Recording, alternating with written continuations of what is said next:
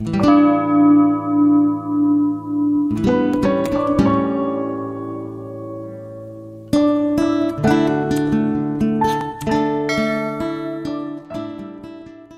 syukur, rasa cukup.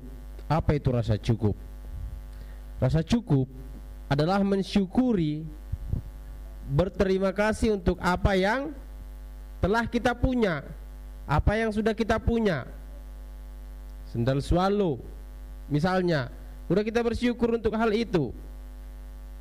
Apa yang sudah kita punya, rambut, ada orang gak punya rambut loh, udah kita bersyukur untuk hal itu. Itu adalah rasa syukur. Tamak apa? Tamak adalah mengeluhkan yang belum dia punyai. Aku ya mang, gimana lah ya, si apa udah punya ini, aku belum punya, ya gitu. Ya, kadang-kadang saudara, yang saudara miliki adalah impian orang lain. Paham gak?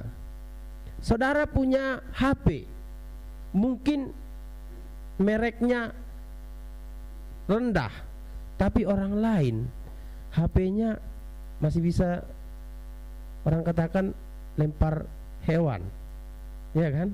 Saudara punya sepeda motor yang mereknya mungkin tidak sesuai impian saudara, tapi orang lain sepeda pun belum punya. Ya, jadi saudara, untuk kita bisa mensyukuri hal yang kita punya, lihat yang di bawah, ya kan? Oh, terima kasih Tuhan, rupanya aku punya talit. Banyak saudara aku nggak punya talit. Oh, terima kasih Tuhan. Tapi untuk kita bisa membakar semangat kita, kita lihat yang di atas. Ih, kenapa dia bisa begitu ya? Gitu. Ya.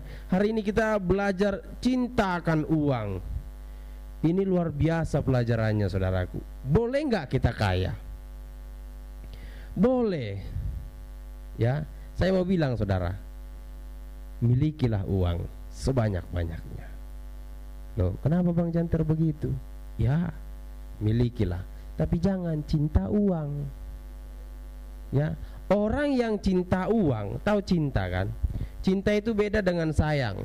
Saya sudah sering mengajarkannya. Kalau sudah cinta, pasti jatuh dalam dosa. Awal kejatuhan Salomo adalah cinta. Dia cinta kepada perempuan yang dari seberang, sehingga dia terikut-ikut Tuhannya.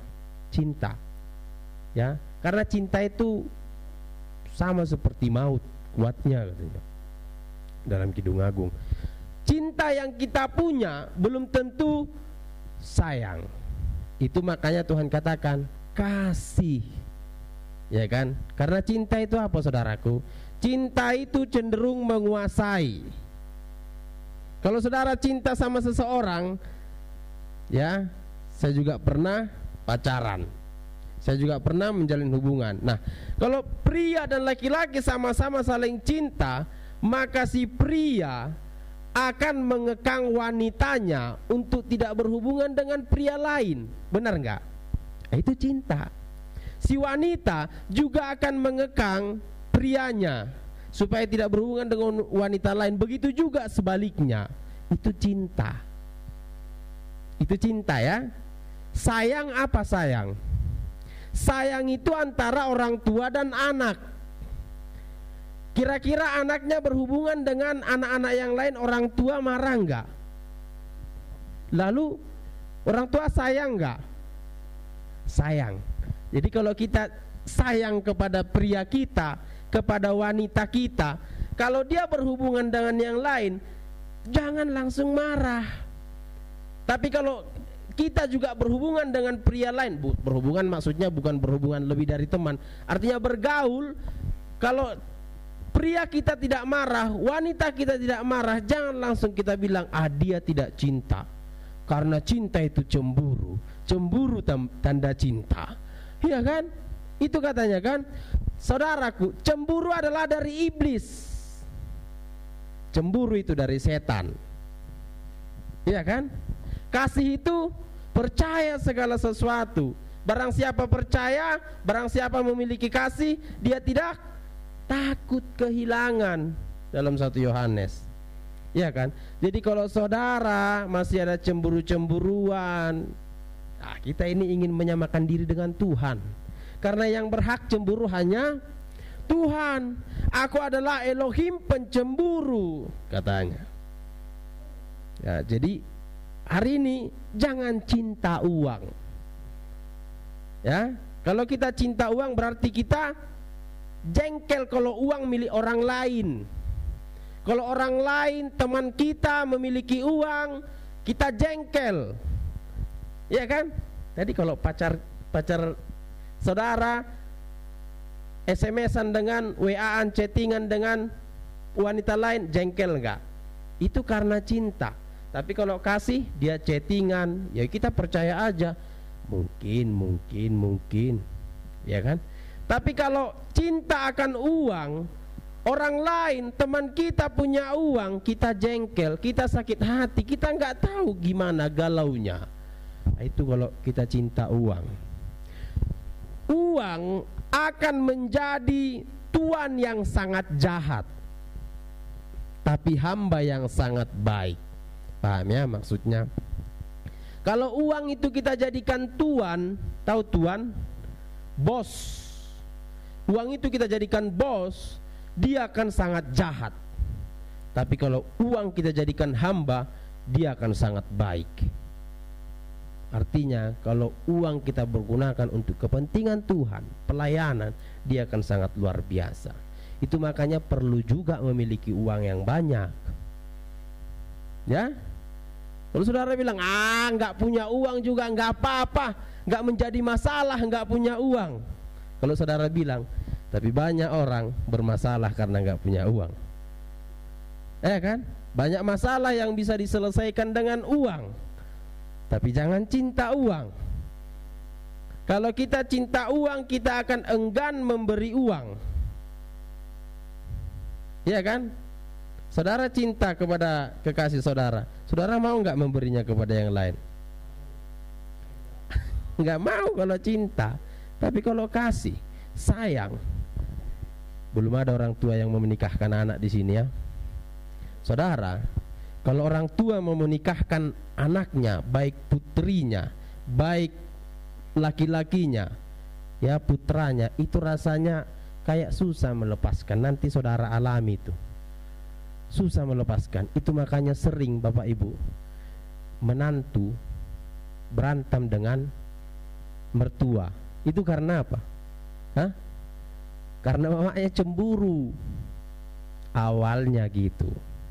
Karena dia cinta, tapi dibarengi dengan sayang, dibarengi dengan kasih. Iya kan? Orang tuanya nggak mau. Orang tuanya pikir, kau nggak bisa merawat anakku seperti aku merawatnya. Itu awalnya. Itu karena apa? Karena kebanyakan memberi cinta. Coba diberi sayang orang tua dan anak tadi. Ya kan? Ya, jadi jangan cintakan uang. Amin. Ya. Kalau kita cinta uang, saudaraku, maka kita akan menjadi sangat jahat. Ya. Kalau udah jahat, apa dikatakan di sini? Tapi mereka yang ingin kaya terjatuh ke dalam pencobaan, ke dalam jerat yang dalam, berbagai-bagai nafsu yang mencelakakan, yang menenggelamkan manusia ke dalam keruntuhan dan kebinasaan. Karena akar segala kejahatan ialah cinta akan uang. Sebab oleh memburu uanglah, memburu uang, ya. Jadi jangan dikejar uang itu, saudara. Karena uang itu, saya mau bilang begini, rezeki itu tidak pernah salah alamat. Ya, saya menganggap uang itu kakinya 3. Kalau dikejar dia lari, kalau nggak dikejar dia datang sendiri. Ya coba, ya udah. Karena kan uang itu kan hanya alat tukar, benar nggak? Uang itu hanya alat tukar, nggak ada selebihnya dengan itu. Ya, jadi jangan cintakan uang, jangan tamak. Ya apa rupanya mau hidup ini. Ya, tapi bukan berarti saya bilang begitu kita tidak boleh memiliki uang. Tetap juga kalau bisa miliki uang sebanyak-banyaknya, supaya kita jadikan hamba. Ya kan? Perlu juga memiliki uang. Kalau saudara bilang, uang nggak dibawa mati. Tapi banyak orang nggak punya uang setengah mati, ya kan? Ya, jadi kita jadikanlah uang itu sebagai alat tukar yang baik. Kita jadikanlah uang itu sebagai sumber memberkati orang lain. Kita jadikanlah uang itu sebagai hamba, ya. Paulus dalam nasihatnya luar biasa hari ini.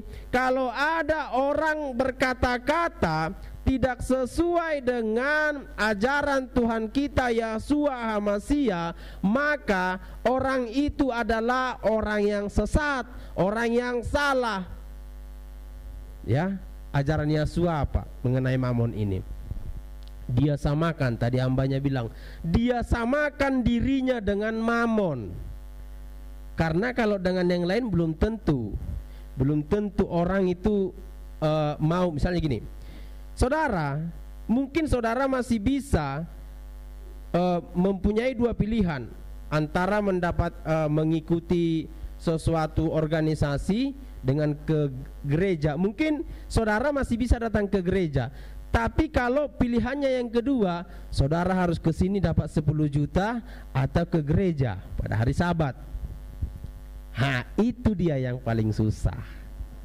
Kalau masih hanya ikuti punguan lah dulu, misalnya, ya nggak usah lah dulu ke gereja, mungkin saudara masih bisa milih ke gereja lah. Tapi kalau pilihannya sudah uang, pertimbangannya luar biasa.